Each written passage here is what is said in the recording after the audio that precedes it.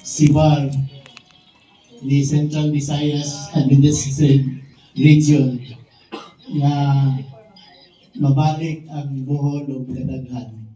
So hopefully, this is the start niya tanan ang ako alam, ang SETA Beta Chapter, ang SETA Beta Alumni Association, ang SNU Petitioning, BIT Petitioning, Northwest Petitioning, ano ko hopefully maka-assist ni then kuha niya madaghan ang chapter din sa board. Hopefully ma-approve na ang gasunod na doon na ang SNU.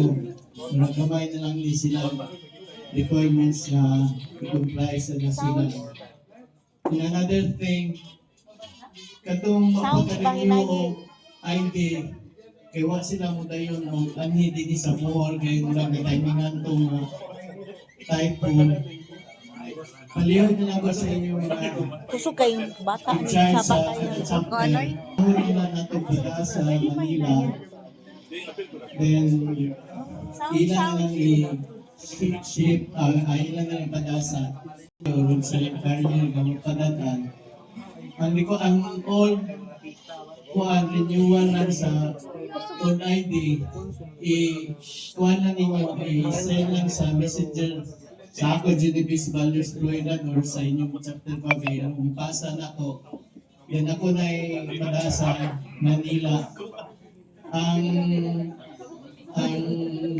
renewal sa kuha is sa regular member is 1,000, actually 800 na kapit na approval man sa Stibar nga ang remaining mga 100 plus siguro around mga 1,000 na sa Stibar ang kuha.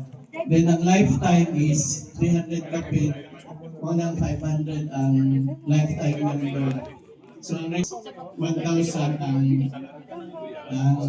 lifetime is 500.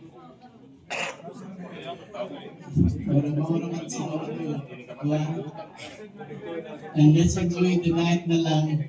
Happy 100 years anniversary. Thank you.